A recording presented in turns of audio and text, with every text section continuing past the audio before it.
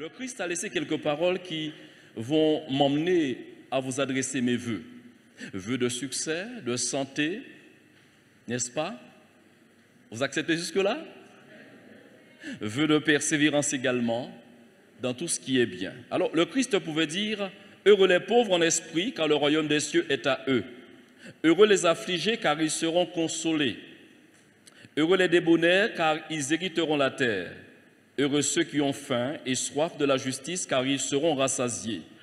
Heureux les miséricordieux, car ils obtiendront miséricorde.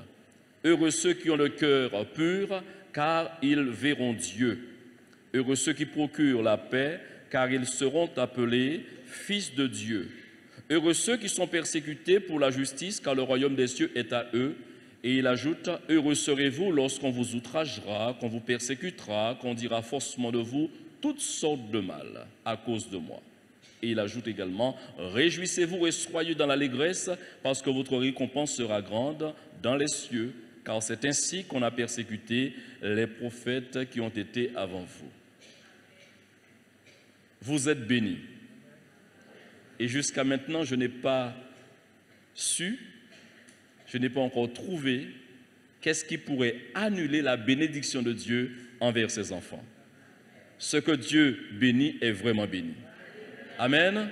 Donc gardez précieusement votre bénédiction et bien sûr, ces paroles que je vous ai lues se trouvent dans l'évangile de Matthieu chapitre 5, intitulé donc les béatitudes, les bénédictions, avec pour introduction à chaque phrase, bonheur pour les pauvres, bonheur également pour les affligés, heureux, heureux, heureux, que Dieu soit glorifié. Vous allez bien sinon?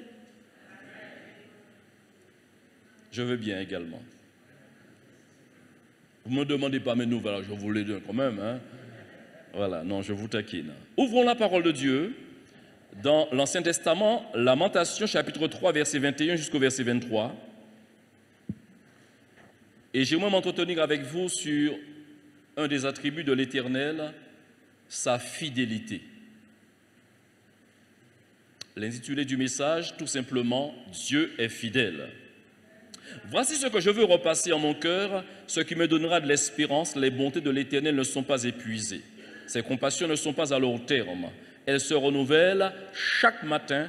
Oh, que ta fidélité est grande! Nous sommes dans une période d'agitation, de trouble. Et dans cette période mouvementée, qu'il est agréable d'entendre une bonne parole. Le sage nous dit dans Proverbe 12, verset 25, en version français courant, « Un cœur soucieux déprime l'homme ou déprime un homme. Une parole aimable le réconforte. Amen. » Nous savons ce que nous voulons entendre. Nous savons ce que nous aimons à entendre. Le défi sera pour tous d'adresser aux autres, aux interlocuteurs, aux vis-à-vis des paroles agréables. Quelqu'un m'a dit un jour, un homme blessé blessera les autres. Et je l'ai vérifié par ma propre vie. Lorsqu'on est agité, aigri, énervé, frustré, gare à ceux qui nous côtoient. Parce qu'on peut leur rendre la vie difficile. Mais je crois qu'aujourd'hui, le peuple de Dieu a un potentiel extraordinaire, c'est d'avoir Christ. Alléluia. Christ n'est pas banal. Christ n'est pas une notion de religion. C'est une notion, chers amis, de relation. Alléluia. Et lorsque nous communions avec lui, il nous accorde la capacité d'être à la même hauteur que lui. Alors Christ a pu même dire aux chrétiens d'autrefois, vous ferez de plus grandes choses que moi. Frères et sœurs, est-ce qu'il bluffait? Je ne pense pas. Parce que, frères et sœurs, la Bible dit que pour ceux et celles qui croient, eh bien, avec Dieu, ils feront des exploits. La grâce de Dieu en nous n'a pas de limite. Nous pouvons donc, malgré les contextes difficiles et périlleux dans lesquels nous évoluons, on peut être en mesure d'accorder une bonne parole aux autres, tout simplement parce que le Christ a fait de nous l'habitation de son Saint-Esprit. Dieu est fidèle. Nous revenons maintenant au texte de départ et nous trouvons donc la déclaration de cet homme, Jérémie. Jérémie est un prophète et à son époque, il a connu la raillerie, la moquerie, l'humiliation et les misères d'Israël. Israël ne concevait pas que cet homme soit un prophète de l'Éternel et Israël n'a pas toujours été agréable, n'a pas su adresser à cet homme qui tout simplement servait Dieu, chargé donc de communiquer au peuple les paroles de l'Éternel.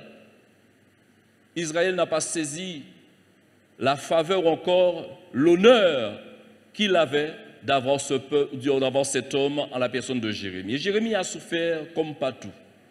Il a connu énormément de souffrance. Mais dans toute sa souffrance, il n'a jamais cessé de voir, chers amis, le clin d'œil de Dieu. Il n'a jamais cessé de regarder et au fond de lui-même, d'analyser avec objectivité. Quand bien même les souffrances seraient là pour nous rendre aveugles, vous savez que les souffrances nous disposent au mal. Et un des mots qui nous visite, qui nous menace à tous du moins, c'est que nous nous éloignons de Dieu. Quand les difficultés sont là, que nous envisagions de couper la relation avec Dieu, sous prétexte que hors de Dieu, éloignés de Dieu, nous nous porterons mieux. Mais il n'y a pas de salut hors de Dieu. Quand nous quittons la présence de Dieu, c'est pour encore une plus grande misère.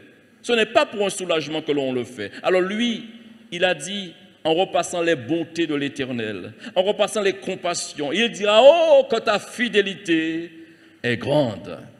Définissons le mot fidèle. Vous savez quoi? Fidèle, c'est celui qui ne manque pas à la parole donnée à autrui. Celui qui est dévoué, celui qui est loyal dans les engagements pris, qui ne manque pas, qui ne trahit pas, celui qui est constant dans les affections et les sentiments envers les autres, quels qu'ils soient. Celui qui est fidèle, celle qui est fidèle, c'est une personne sûre. La Bible dit, et c'est Dieu qui parle à son peuple, « J'annonce dès le commencement ce qui doit arriver, et longtemps d'avance ce qui n'est pas encore accompli. Je dis, dit l'Éternel, mes arrêts subsisteront, et j'exécuterai toute ma volonté. » Alléluia. Dans le psaume 38, versets 8 et 9, cette parole est lancée pour que tous tendent l'oreille et puissent être remplis de la connaissance de Dieu, que toute la terre craigne l'Éternel, que tous les habitants du monde tremblent devant lui. Pourquoi? Parce que Dieu ne parle pas pour ne rien dire. Tout ce qu'il dit, c'est pour atteindre une cible, c'est pour atteindre un objectif. Vous et moi, nous parlons parfois avec le respect que je vous dois, pour ne rien dire. Mais Dieu, lui, il parle avec des intentions bien arrêtées. Quand il dit, la chose arrive. Il ordonne et les choses également existent. Comment concevoir Dieu? Comment admettre que les décisions de Dieu ne puissent pas nous contrarier? C'est une réalité de chaque jour. Ce que Dieu fait n'est pas toujours saisi par vous et moi. Nous sommes parfois même, chers amis, dans une grande incompréhension, parfois même dans une grande irritation, dans une colère, parce qu'on ne saisit pas toujours tout ce que Dieu fait dans tout le mécanisme qu'il met en marche selon son bon dessein. Difficile à admettre et pourtant, dans un moment de révélation avec Abraham, nous sommes dans la Genèse au chapitre 15, verset 13 jusqu'au verset 16. Et l'Éternel dit à Abraham, « Sache que tes descendants seront étrangers dans un pays qui ne sera point à eux. Ils y seront asservis. » Pour ne pas dire esclaves, c'est un synonyme. « Et on les opprimera pendant 400 ans. » Dieu est précis. Dieu ne dit pas 401 années ou 399. Dieu ne travaille jamais dans l'à peu près. Dieu est un Dieu de précision. Mais la chose la plus formidable, et ce qui dépasse l'entendement, c'est que Dieu puisse ainsi dire à cet homme, « Tu n'as pas encore d'enfant, mais je te dis que tu auras un enfant, et que sa descendance, ils seront tellement nombreux, mais je te dis déjà ce que ce peuple aura à traverser. » David a eu raison de dire, dans le psaume 139, versets 16 et 17, « Quand je n'étais qu'une masse informe, tes yeux me voyaient, et sur ton livre étaient tout inscrits les jours qui m'étaient destinés, écoutez bien, avant qu'aucun d'eux existât. » que tes pensées, ô Dieu, me semblent impénétrables, que le nombre en est grand. Amen. Avant de savoir ou de vivre demain, si je respire toujours, le programme de Dieu est arrêté sur ma vie déjà. Dieu sait ce qui m'attend. Pour les hommes et les femmes de foi, il est écrit que Dieu a préparé de bonnes œuvres pour chacun d'entre nous, en sorte que nous les accomplissions. C'est pourquoi ce n'est pas banal de dire que si Dieu le veut, alléluia, nous ferons. Si Dieu me prête vie, s'il m'accorde d'avoir de l'énergie, de la force, j'accomplirai. Et tout ce que mes mains trouveront à faire, je ne me laisserai jamais gagner par la paresse, ni par la négligence, ni par la langueur, mais plutôt, je serai dans la dynamique pour toujours dire oui à ta volonté, Seigneur, parce que les choses sont arrêtées au-devant de toi. Tu sais ce que tu as préparé pour ma vie. Abraham entend Dieu lui dire que ce peuple, cette descendance sera opprimée pendant 400 ans. Poursuivons la lecture, verset 14. Mais je jugerai la nation à laquelle ils seront asservis, et ils sortiront ensuite avec de grandes délivrances. Alléluia! Toi, tu iras en paix vers tes pères, tu seras enterré après une heureuse vieillesse. À la 4e génération, ils reviendront ici, car l'iniquité des Amoréens n'est pas encore à son comble. Vous savez que c'est vrai. Vous savez que les choses se sont passées exactement comme cela. Juste pour conforter, pour appuyer cette réalité, lisons, vérifions dans Exode chapitre 12, verset 40. Il est écrit que le séjour des enfants d'Israël en Égypte fut de 430 ans. Ne vous emballez pas, je vous donnerai une explication tout à l'heure. Puisque Dieu avait dit, rappelez-moi ce que Dieu avait dit à Abraham, ce peuple sera assujetti pendant combien de temps? 400 ans. Alors, que comprendre? Comment? Regardez ce passage. Nous poursuivons la lecture. Verset 41 du chapitre 12 d'Exode. Et au bout de 430 ans, le jour même, toutes les armées de l'Éternel sortirent du pays d'Égypte. Amen. Souvenez-vous, quand le peuple est arrivé et quand justement Joseph s'est fait remarquer, c'est pour dire, beaucoup dire, quand on a remarqué Joseph, de par la sagesse qu'il habitait, de par l'intelligence du Dieu vivant et vrai qui habitait son cœur, souvenez-vous, il avait la capacité d'interpréter les songes, de comprendre, d'apporter une lumière à celles qui étaient embrouillées dans la confusion. Chers amis, quand Dieu est en nous, quand l'Esprit de Dieu est en nous, c'est l'esprit du discernement, n'est-ce pas vrai? L'esprit de la révélation, ce n'était pas étonnant. Alors ce jeune homme était rempli d'une vie et d'une capacité de Dieu extraordinaire. Et ce qui a fait qu'il a été reconnu par le pharaon de l'époque, qui a eu une grande affection pour Joseph. Et quand Joseph est venu lui révéler ou encore l'éclairer sur les songes qu'il avait eus, des vaches maigres et des vaches grasses, etc. Souvenez-vous, rapidement il a dit à Joseph, quel autre homme que toi pourrait donc convenir? Alors Joseph a été embarqué et il fut donc le premier ministre du pays d'Égypte. À partir de là, quand ce règne, c'est un règne faste, ça marche, mais aucun homme n'est appelé à vivre éternellement sur la terre. Et ce roi est décédé, a disparu. Mais l'autre qui est arrivé, le successeur du premier roi, qu'est-ce qui s'est produit? Il a commencé à avoir une grande appréhension dans son cœur. Il s'est dit, de la manière que le peuple continue à croître, ces Israélites risquent de nous renverser et de prendre le pays d'Égypte entre les mains, d'occuper les rênes, d'occuper le pouvoir.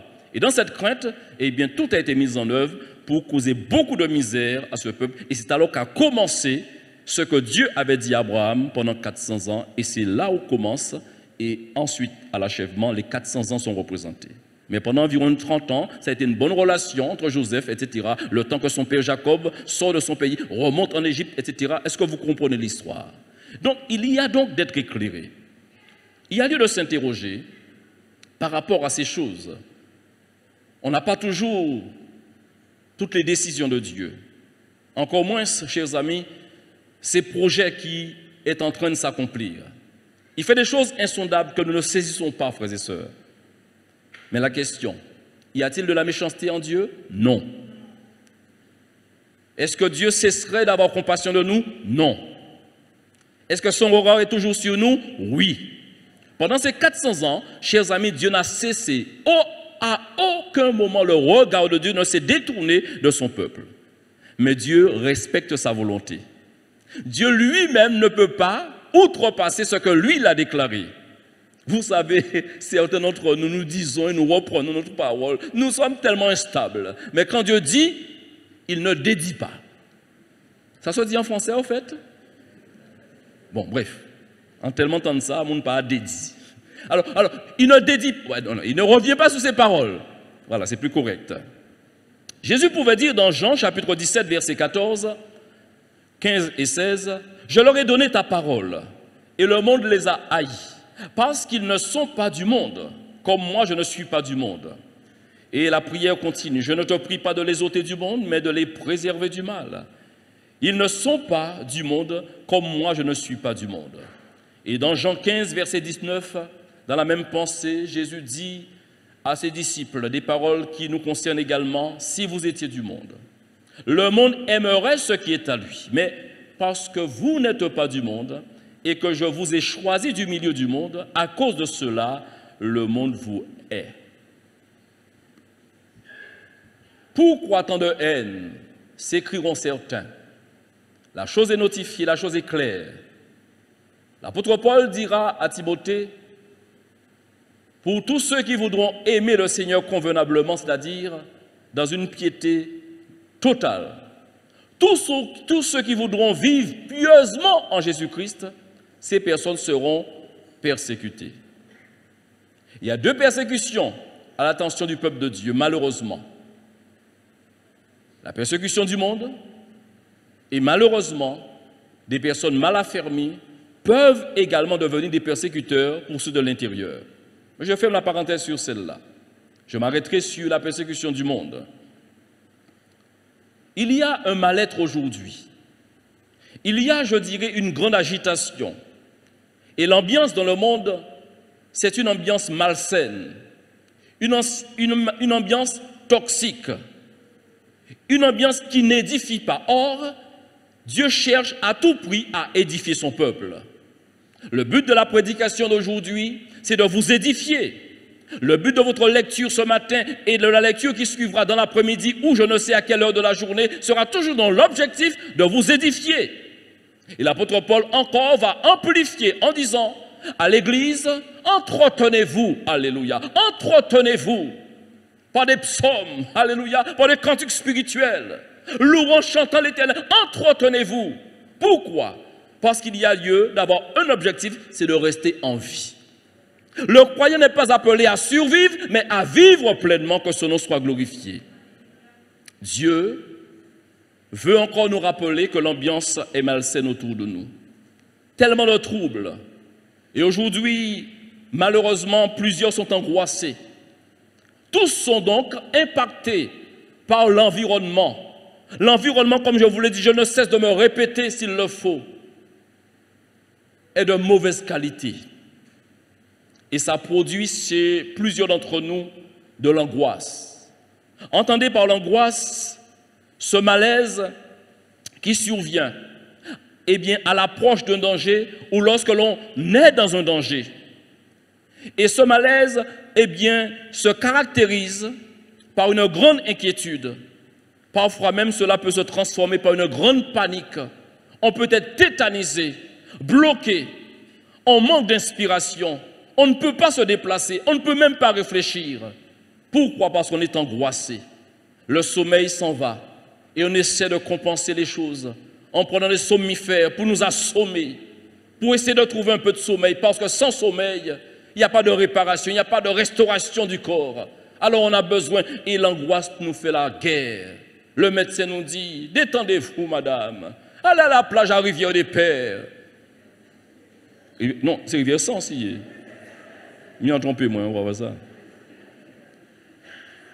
Allez, il y a tellement de belles plages. Allez, détendez-vous. Faites-vous plaisir. Si vous avez les moyens, payez-vous un voyage. Achetez un bon lit. Mais on peut avoir un bon lit, bref. Et regardez le lit dormir à côté de nous, et nous-mêmes, on ne peut pas dormir sur le lit. Donc, c'est tout un problème. Parce que l'angoisse est là. Et ça peut donc encore, chers amis, générer toute une concentration dans l'estomac et créer l'ulcère.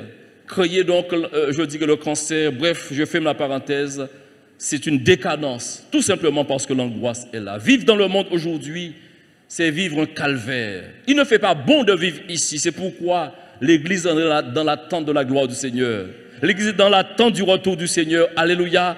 Et c'est pourquoi je rends grâce à Dieu, parce que le Christ reviendra, que son nom soit glorifié. Daniel avait 3 amis à la personne de Shadrach, Meshach et Abednego. Ces jeunes hommes ont connu également la méchanceté d'un roi, le roi Nebuchadnezzar de l'époque.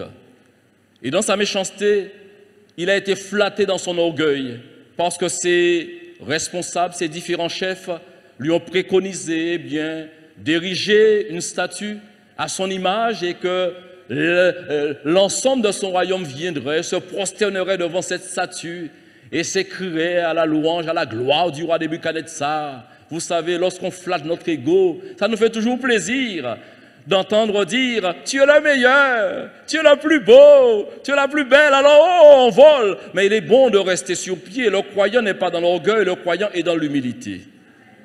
Sans être en dessous, ni être au-dessus. Il faut se regarder à sa vraie valeur. David a dit, nous sommes une si belle créature. Amen. Notre image change. Le côté faste change. Le visage change. Pourquoi, chers amis? Je ne m'arrête pas sur la beauté plastique. Je parle de cette grâce que Dieu nous a faite, chers amis, d'avoir une régénération. Aujourd'hui, ce n'est plus nous qui vivons, c'est Christ qui vit en nous et nous dégageons, nous émanons cette image de Christ, que son nom soit glorifié. Nous sommes de belles créatures en Jésus-Christ. Alléluia. Alors, ce roi a été contrarié parce que ces jeunes hommes ont mené une résistance. Il faut savoir que le juif ne s'inclinait autre que devant son Dieu. Le juif ne se prosternait autre que devant son Dieu. Ça m'a toujours servi et ça devrait servir à l'Église, frères et sœurs. Nous ne devons nous prosterner devant autre personne que devant notre Seigneur. Seul Dieu est digne d'adoration. Amen. Seul Dieu est digne d'adoration. Et ces 3 amis, Shadrach, Meshach et Abednego, étaient dans cette démarche-là et ça fut fatal. Pourquoi?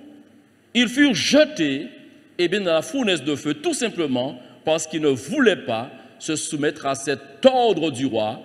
Lorsque donc la trompette, lorsque donc on annoncerait la chose, que tous aillent dans la direction de se prosterner. Dans Daniel, chapitre 3, verset 25 et le verset jusqu'au verset 26,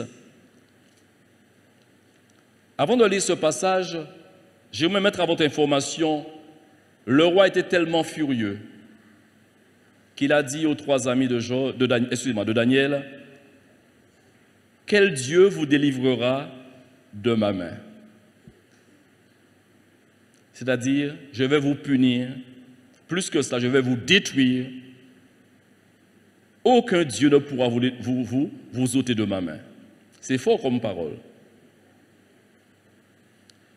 Avant de poursuivre, je vous pose une question. Avez-vous déjà reçu des menaces de certaines personnes? Jamais? Je ne vous le souhaite pas. Quand des gens vous menacent, assez souvent, dans l'arrogance, leurs yeux, regardez leurs yeux, sont remplis de haine. Ils vous menacent en ajoutant des injures pour vous déstabiliser. Et ensuite, les paroles vous restent à la tête. Parfois, le soir même, vous ne dormez pas, en toute honnêteté. Mais les menaces, et c'est où je vais arriver, continuent à faire un travail. Certains ont piqué des dépressions à cause de paroles menaçantes entendues. Pour se relever de menaces, frères et sœurs, seul Dieu peut nous faire grâce. Seul Dieu peut nous faire grâce. Ces jeunes hommes ont dit, sache ô roi que nous n'adorons pas ta statue. En quelques mots, fais ce que tu veux. Quand bien même Dieu ne nous viendrait pas au secours, tu fais ce que tu veux, mais nous n'allons pas. C'est un principe chez nous. Et je pense que les enfants de Dieu ont des principes. On dit Amen? Nous pas faire n'importe quoi, on fait ce que Dieu nous demande de faire. ils sont jetés dans la fournaise de feu. Et la suite au verset 25, il reprit et dit, en parlant du roi Nebuchadnezzar, « Eh bien, je vois 4 hommes sans lien qui marchent au milieu du feu et qui n'ont point de mal. » Et la figure du 4e ressemble à celle d'un fils des dieux. Ensuite, Nebuchadnezzar s'approcha à l'entrée de la fournaise ardente. En prenant la parole, il dit, « Shadrach, Meshach et Abednego. » Et il ajoute cette parole extraordinaire. Extraordinaire pour vous et moi, parce que nous savons que Dieu est Dieu. Mais lui le découvre, parce qu'il a en tête ce que lui il avait dit. Il avait dit avec arrogance, en qui Dieu qui tire en main. Et là, il découvre que rien n'est arrivé à ces jeunes hommes.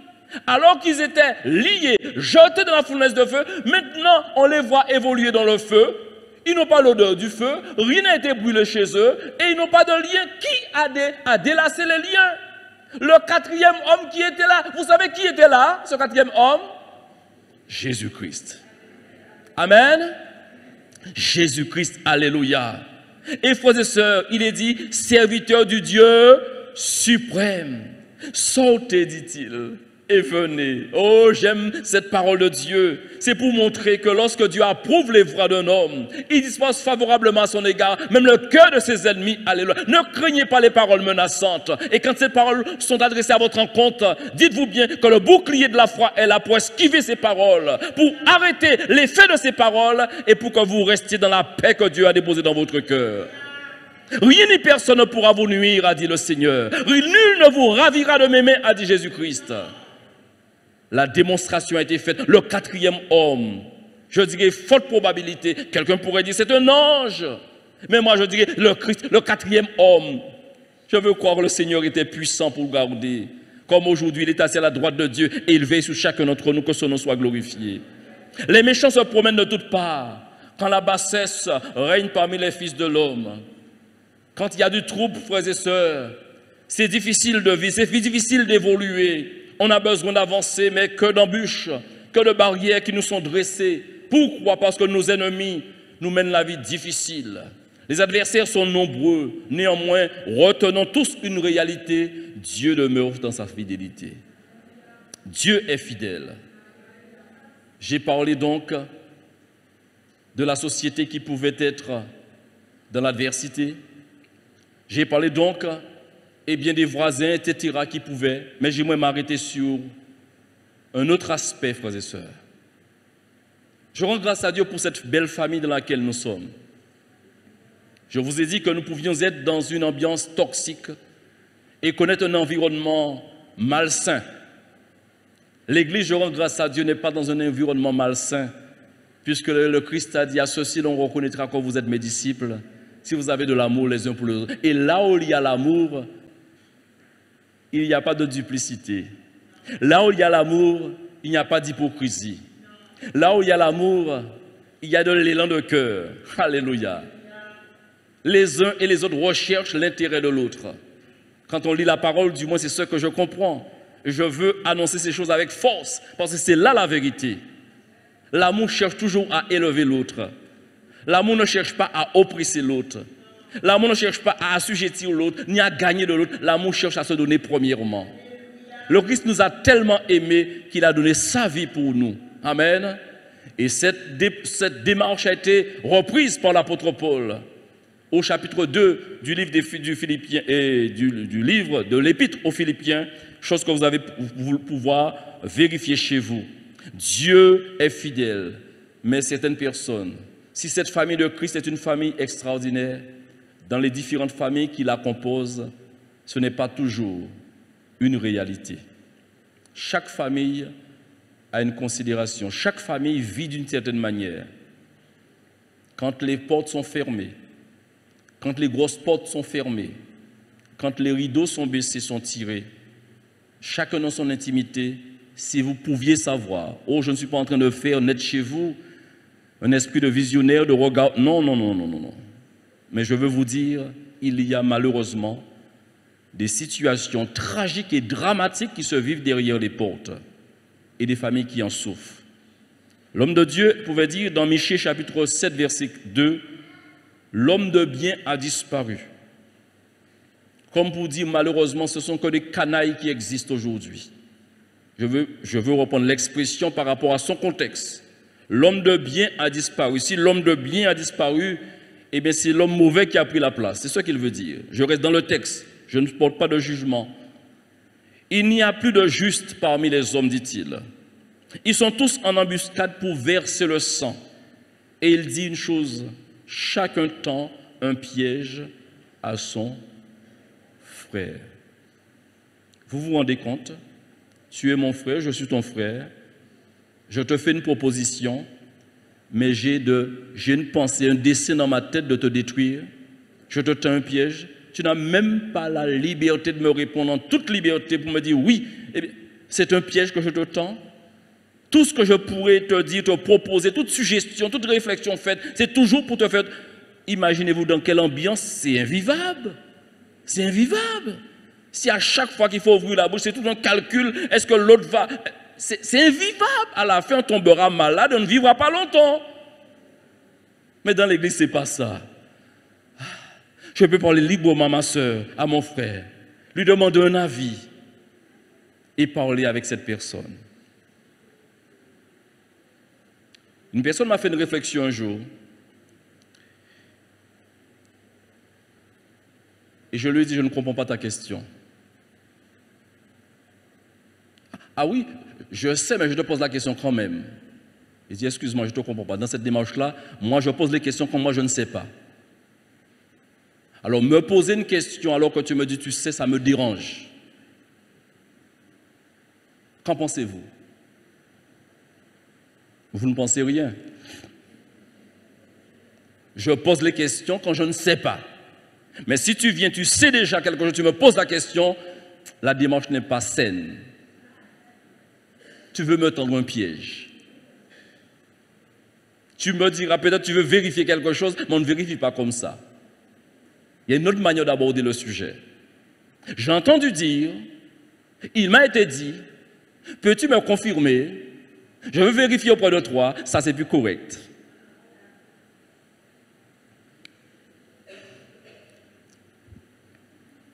Dieu est fidèle.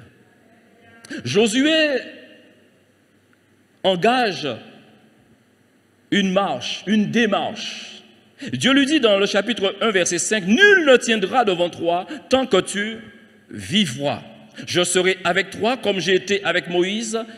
Je ne te délaisserai point, je ne t'abandonnerai point. » J'aimerais vous dire que la fidélité de Dieu, frères et sœurs, est la meilleure chose qui puisse être accordée à ses enfants. Sa fidélité, c'est sa présence dans nos cœurs, sa présence dans nos circonstances, sa présence dans nos événements. Dieu n'est jamais absent. S'il s'absentait un instant, ce serait le malheur pour vous et moi. Heureusement, il est même écrit dans les psaumes que le regard de Dieu est constamment sur les justes. Ça, c'est formidable. C'est une bénédiction.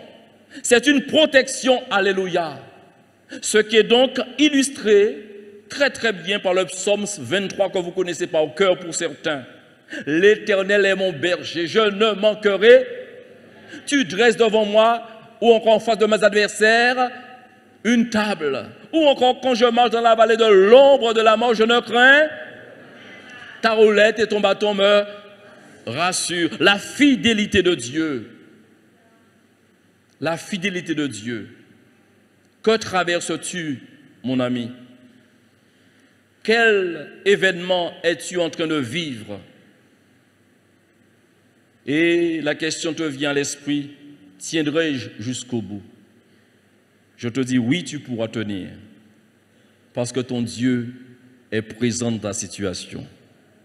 Ton Dieu est présent dans ta situation. Pourquoi peut-il être présent dans notre situation?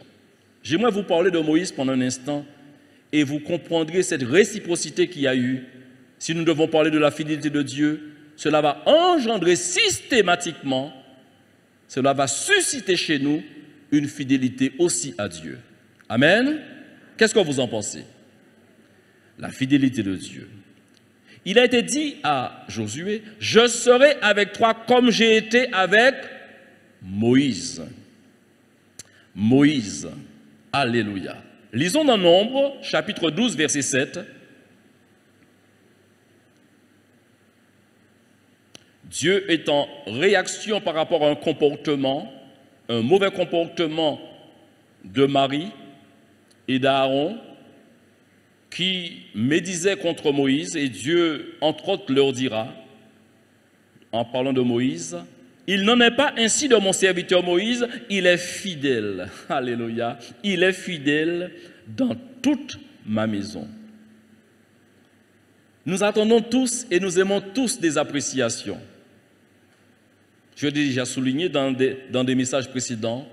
Quand nous faisons quelque chose et qu'une personne vienne pour nous dire « c'était très bien ce que tu as fait », ce n'est pas de la flatterie. Certains diront même « n'accepte pas, c'est le diable qui te… » Non, non, excuse-moi, on sait s'apprécier, on sait se dire quand c'est une chose est bonne. Est-ce que vous êtes d'accord avec moi? Ça, c'est même sociable, hein? Il n'y a pas de souci, on sait s'apprécier. Vous me direz que je suis beau, je vous dirai oui, je suis d'accord. Non, c'est… Non, ça, c'était pour faire la boutade à chacun.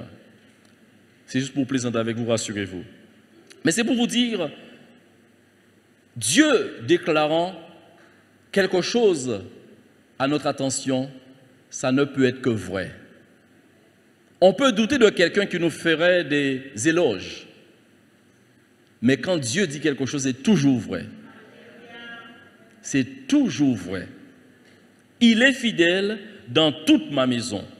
Dans Hébreux chapitre 11, verset 24 jusqu'au verset 27, Hébreux, dans le Nouveau Testament, il est écrit, c'est par la foi que Moïse, devenu grand, écoutez bien, refusa d'être appelé fils de la fille de Pharaon. Vous savez par déduction ce que cela veut dire. Si on est fils de la fille de Pharaon qui est princesse, on a un bel avenir. Mais lui, il refuse. Verset 25, aimant mieux être maltraité avec le peuple de Dieu que d'avoir pour un temps la jouissance du péché. Regardons l'opprobre de Christ comme une richesse plus grande que les trésors de l'Égypte, car il avait les yeux fixés sur la rémunération. C'est par la foi qu'il quitta l'Égypte sans être effrayé de la colère du roi, car il se montra ferme comme voyant celui qui est invisible. Amen. Il est fidèle dans toute la maison du Seigneur. Beaucoup de gens proclament leur bonté, dit la parole de Dieu. Mais un homme fidèle, qui le trouvera? Nous sommes dans une église, permettez-moi d'être pragmatique pendant un instant. Avez-vous apprécié ce moment de louange que nous avons eu? Avez-vous apprécié ce moment de louange dans lequel nous a conduit ce groupe de louange, les musiciens, les choristes et le chantre? Ah, pas parce que Yola a dit ça. Non, il était bon même. Mais vous savez, cela leur a demandé du travail. Rien ne se fait sans préparation. Excusez-moi. Rien de qualité. Quand on veut une chose de qualité, cela donc doit être devancé par une bonne préparation. La salle est propre aujourd'hui parce qu'une équipe de nettoyage est passée par là. Amen. Les clims marchent parce qu'il y a eu de l'entretien. Je ne suis pas là pour vous faire des reproches. Mais il est important, sage et intelligent, quand vous vous interrogez, mais comment ça fonctionne? Il ne suffit pas d'entrer dans un fonctionnement, de poursuivre la vie et de vivre comme les enfants insouciants qui ne s'interrogent jamais comment papa fait, comment maman fait pour mettre toujours à manger sur la table et qui bobancent, qui jettent, qui gaspillent. Ça ne marche pas. Jeune chrétien, je me suis posé la première question. Comment ça fonctionne? Je ne vous ai jamais caché, j'étais dans l'observation. Je suis entré dans l'église et j'observais comment les gens fonctionnaient. Et j'ai commencé à souligner beaucoup de contradictions. Non, je vous assure, je n'étais pas dans le jugement, j'étais dans l'observation. Et je peux vous assurer, il y a encore quelqu'un dans l'observation parce que rien n'a changé sur la terre. Il y a rien de nouveau sous le soleil. Je ne suis pas une exception. quand une nouvelle personne, excusez-moi, quand vous-même vous allez dans un lieu nouveau, vous observez. Bon, vous ne voulez pas répondre, c'est vous. Mais quand j'arrive dans un lieu nouveau, j'observe comment ça fonctionne. Et j'ai commencé à souligner. Et je me suis dit en moi-même, le meilleur référent pour répondre à mes interrogations, pour enlever tout amalgame dans mon esprit, c'est le pasteur. Alors j'ai demandé un rendez-vous. Je ne suis pas encore baptisé, mais j'avais de l'audace. J'ai dit non, je veux comprendre. Et lorsqu'il m'a mis assis, il a commencé à m'instruire, il m'a commencé à clarifier, il a commencé à répondre. C'était très délicat parce que je lui posais des questions très claires et j'attendais une réponse claire et moi je suis à l'écoute et je continue à lire la Bible pour voir s'il me dit la vérité. Je mettais même le pasteur à l'épreuve, vous ne vous rendez pas compte? Vous pouvez faire pareil, venez me voir, mettez-moi à l'épreuve, il n'y a pas de problème. Et là, bien aimé, j'ai eu des réponses. Mais j'ai souligné beaucoup de choses. Et dans ces choses que j'ai soulignées, un proverbe ancien m'est venu. Quand tu vois la barbe de ton ami en train de brûler, il faut mettre ta barbe à tremper. Ah bon, vous ne connaissez pas tous les proverbes. Et quand j'ai voulu me l'appliquer, j'ai dit, si les autres font cela, ils étaient bien intentionnés au départ de leur marche chrétienne. Et si maintenant ils arrivent à vivre dans cette chose qui n'est pas forcément la gloire du Seigneur, sans tomber dans le jugement, je dois faire attention. Et toute vérité saisie, et toute vérité donc comprise, eh bien je devais donc faire l'effort pour rester agréable au Seigneur. Vous me suivez jusque-là? Frères et sœurs,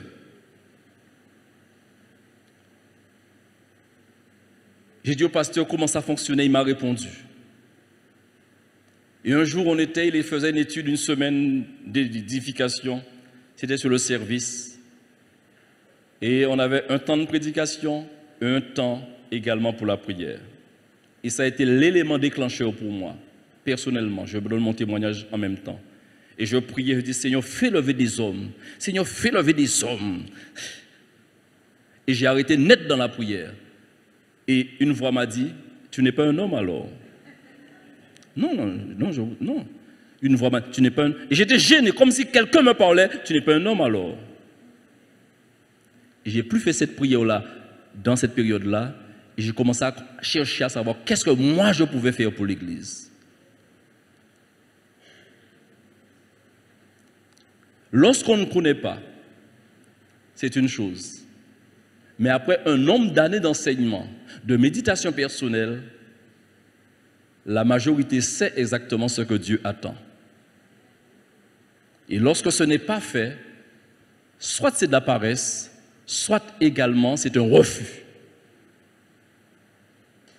Personne n'est sauvé pour rester dans la oisiveté, pour rester dans l'inaction. Des notions pourraient nous choquer, des notions ou encore des versions bibliques qui ne parlent pas de serviteurs mais qui parlent d'esclaves. Vous et moi, Christ en nous, nous devenons tous des esclaves de Jésus-Christ. Zopatan.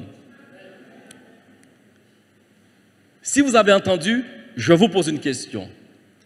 Un esclave a-t-il des droits? A-t-il des devoirs? Et à partir de là, j'avais lu aussi dans le livre de l'Ecclésiaste, tout ce que ta main trouve à faire, fais-le. Et à partir de ce moment, demandez au capestérien, je ne bluffe pas. J'ai mis la tête dans les guidons et que je vous donne cette image-là, parce que j'ai été coureur cycliste, je sais qu'est-ce que c'est mettre la tête dans les guidons et en pas relever encore. On dit non, nous qu'à sprinter depuis au départ et arriver là, qu'est-ce qu'il dit moi qui joue arriver là, qui arrive. Je dis ça, retenez l'image, parce que certains font un carré quand ils servent Dieu. Et la notion de fidélité n'est pas compatible à cela, frères et sœurs. Quand on commence, c'est Dieu qui va nous dédouaner de notre responsabilité. Écoutez-moi attentivement. Je ne veux pas vous mettre un fardeau, mais je veux que les choses soient claires dans votre conscience. Pour que cesse ce va-et-vient, ce toboggan. Aujourd'hui, on est en haut, demain, on est en bas. Pourquoi? On ne sera jamais en paix. Là, quand on ne se trouve pas là où Dieu a voulu que nous soyons, vous ne pouvez jamais tranquille. Vous connaissez semblant paix, mais tu ne seras pas en paix. Tu vas souffrir dans ce que Dieu va te placer, mais tu seras heureux. La grandeur de la rançon a fait dévier plusieurs. Je vous en supplie. Revenez. et mettez-vous au travail avec l'Église. Certains diront, mais pasteur, tu t'es trompé, mais je t'ai écouté depuis un instant, tu te trompes. Moi, je suis au service de mon Dieu. Alléluia. Je te dirai Amen. Mais j'ai compris que lorsque l'on sert Dieu, servir Dieu passe inévitablement par le service des hommes. Regardez dans la parole de Dieu. Je ne bluffe pas, regardez la parole de Dieu. Tous ceux qui ont été au service de Dieu, qu'ils soient prophètes ou qu'ils soient dans un service encore peu élogieux, tout ce que vous voulez, ces personnes-là ont eu à servir les humains. Alors que tu sois dans les nuages, parce que tu aimes ton Dieu, tu passes d'un temps de louange avec ton Dieu, continue. Non, je ne bluffe pas, je ne suis pas dans l'ironie. Continue. Mais considère l'autre aspect où il est question que si tu n'aimes pas le prochain que tu vois et que tu penses aimer Dieu que tu ne vois pas, tu te trompes, mon ami. Il faut que nous continuions, frères et sœurs. Cet aspect pratique n'arrange pas tous. Je suis conscient de cela.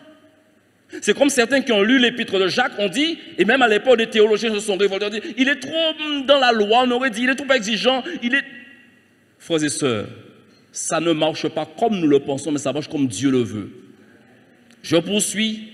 Cette réciprocité eut vraiment lieu entre Moïse et Dieu. Quand Dieu est fidèle envers quelqu'un, ça suscite chez la personne une reconnaissance.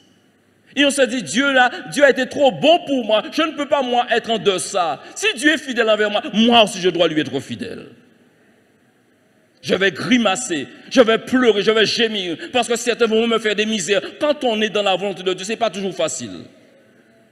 Mais parce que j'ai dit oui à Dieu, personne ne devrait me faire déroger à cette âge. Je veux dire oui jusqu'au bout. La fidélité, souvenez-vous, c'est celui qui ne manque pas à la parole donnée à autrui. Celui qui est dévoué. Celle ou celui qui est donc loyal dans les engagements pris, qui ne manque pas, qui ne trahit pas. Cette personne qui est constante également dans les affections et dans les sentiments envers les autres. Être fidèle, c'est être sûr, une valeur sûre. Ce n'était pas dans mon message, mais ce passage m'a toujours fait du bien. Naomi dira de Boaz, et s'adressant à Ruth, sa belle-fille, si c'est avec Boaz que tu as à faire, t'inquiète pas. Cet homme ne se donnera point de repos avant qu'il n'ait tout accompli. Vous savez, les gens sérieux sur la terre. Vous savez qu'il existe des personnes sérieuses sur la terre. Ces créoles ne vont pas comprendre. Vous savez qu'il existe des personnes sérieuses sur la terre. Des personnes dont leur oui c'est oui et leur non c'est non. Soyons ces gens-là, frères et sœurs. Moïse était fidèle dans toute la maison du Seigneur. L'Église, n'est-ce pas la maison du Seigneur? L'Église a besoin que nous puissions avoir de l'intérêt pour elle. L'Église a besoin d'un nouveau souffle. Et ce nouveau souffle ne peut être, chers amis, certains diront oui, que le Saint-Esprit puisse souffler. Mais j'aimerais vous rappeler qu'à tout moment où il y a eu réveil, remonter les années, en 1900 ou en 1815, soit Parfiné et les autres, tout réveil a engendré la participation d'hommes et de femmes. Amen. Ne perdez pas de vue cet aspect-là. Ce n'est pas un ange qui viendra vous apporter la parole. L'ange peut se révéler étant serviteur des saints que vous êtes. Mais j'aimerais vous dire, frères et sœurs, on a besoin que nous-mêmes, nous puissions aussi nous intégrer dans la marche de l'Église. Posez-vous la question. Si Dieu vous a été fidèle jusqu'à ce jour, dites-lui ce matin, Seigneur, en quoi puis-je t'être fidèle? En quoi puis-je t'être fidèle? Vous savez, il y a des prières qui ne manquent pas. Elles seront toujours exaucées. Une personne m'a parlé un jour et me disant, pasteur, j'ai l'impression que je ne progresse pas et que Dieu ne m'exauce pas. Et on a pris ensemble la parole de Dieu, notamment le chapitre 4 de Jacques, où l'instruction est claire sur la question des prières non exaucées. Vous demandez, vous ne recevez pas parce que vous demandez mal. Et la raison, c'est parce que si vous êtes dans le but, dans l'objectif de satisfaire à vos convoitises, selon le texte. Et de l'autre côté, j'ai montré à cette personne qu'il y a des prières qui ne manquent pas. Seigneur, donne-moi la force pour te servir, vous aurez la force pour le servir. Seigneur, donne-moi la force de pardonner, tu auras la force pour pardonner. Apprends-moi à aimer, aïe, aïe, aïe. Il va t'apprendre à aimer. Seigneur, je veux occuper, ou je veux te servir. Mais alors, quand on dit au Seigneur, je veux te servir, donnez une petite précision, c'est un conseil d'ami. Là où tu voudras, Seigneur. Certains disent, un jour j'ai dit à une personne qui me disait, mon frère, je veux servir. Il dit, je veux t'annoncer une petite phrase à la fois pour faire de l'humour. Si maintenant, des mariés vont célébrer leur mariage, des époux vont célébrer leur mariage, et que là tu te présentes comme voulant être à leur service, et tu leur dis, cher époux, je veux honorer votre mariage, que puis-je faire pour vous? Et je poursuis, je dis, ben, si ces époux vous disent, on a une petite place pour que vous vous occupiez des toilettes, des WC, qu'est-ce que vous allez penser? Yon dit Alléluia. Je ne pense pas que tous honnêtement diraient Alléluia. Certains verraient ça comme un mépris. Et pourtant, dans un fonctionnement, frères et sœurs, on a des besoins à tous les niveaux. Je rends grâce à Dieu quand toujours la poubelle est débarrassée des déchets quand je me réveille à 5 heures du matin. On peut bénir ces personnes qui sont passées récolter les ordures. Mais nous-mêmes, nous n'aimerions pas accomplir ce travail. Mais il faut tout pour faire un monde.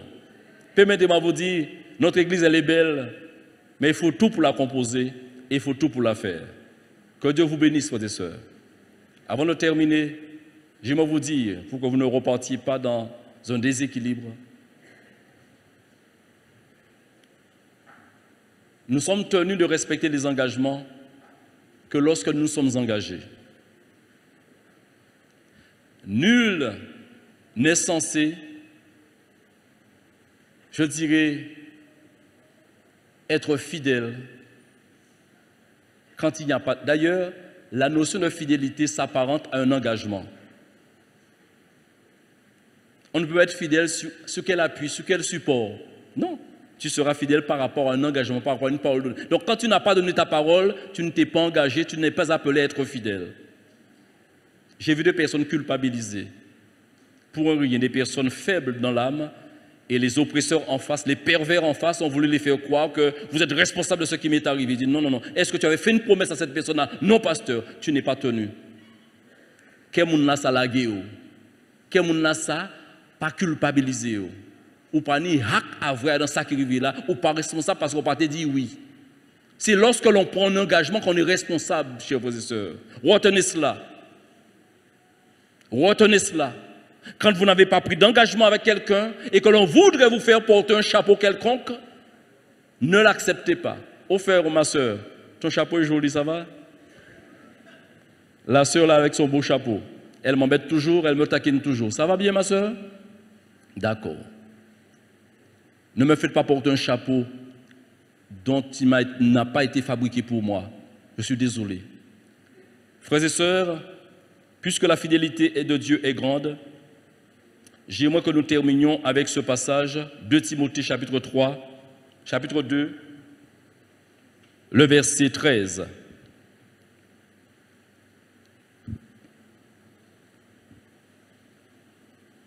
Où il est dit,